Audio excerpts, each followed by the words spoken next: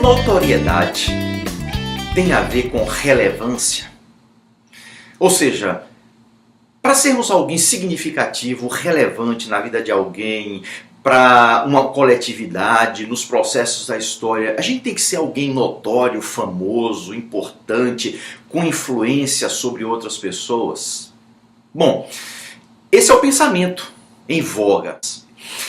Tem um trecho da Sagrada Escritura, lá no Evangelho segundo Lucas, que fala sobre alguns personagens, mas um personagem, eu creio que ele nos ensina a trabalhar um pouquinho essa confusão que fazemos entre notoriedade, entre fama e entre relevância, entre ser significativo, né? Tá lá no capítulo 3º do Evangelho de Lucas, os 3 primeiros versos. Eu vou ler, que diz assim, olha: no 15º ano do reinado de Tibério César, quando Pôncio Pilatos era governador da Judéia, Herodes tetrarca da Galileia, seu irmão Filipe tetrarca da Itureia e Tracônites, e Lisânias tetrarca de Abilene, Anás e Caifás exerciam o sumo sacerdócio.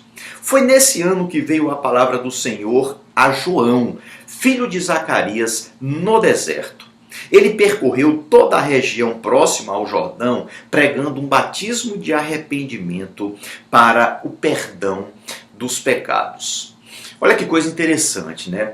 O texto vai falando sobre uma lista de pessoas importantes, desde o nível político, desde o mais alto posto da hierarquia político-governamental do Império Romano, né, começando por Tibério César, o imperador, até chegar em níveis mais regionais, mais locais de dominação estatal, de dominação política, com os tetrarcas, entendem ali naquela região. Depois ele passa para o nível religioso e faz menção a 2 sumos sacerdotes que revezavam-se, o sogro e o genro, naquela época, na estrutura religiosa judaica da qual Jesus participava, Anás e Caifás. A ironia do texto, que é muito própria da forma de Deus agir, é que a palavra do Senhor, aqui colocado como o Kyrios, não é o verdadeiro Senhor, que não era um imperador, o Deus criador de todas as coisas, o Senhor dos senhores, a palavra foi dirigida não a nenhum desses personagens. A palavra foi dirigida a um tal de João, filho de Zacarias. Essa é toda a referência que tem. Zacarias era um sacerdote por turno, ou seja, o que significava dizer que era um dentre centenas, desconhecido, mas estava no turno dele. Interessante é que a palavra do Senhor é dirigida para esse moço, de uma perspectiva, vamos dizer assim, secular, sem nenhuma notoriedade. Nenhuma notoriedade. Mas da perspectiva de Deus, era a pessoa certa para ser dirigida a palavra dele. Isso nos ensina que notoriedade não caminha necessariamente de mãos dadas com a relevância.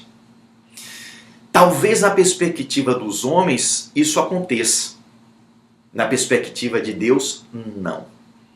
O que conta na perspectiva de Deus é a humildade. Relevância tem a ver com ser contado na história de Deus, ou por Deus na sua história. E nessa história que Deus escreve, que no meu modo de entender é a história que conta mesmo, que vale a pena a gente acreditar e vivenciá-la, essa história é feita por gente simples, gente humilde.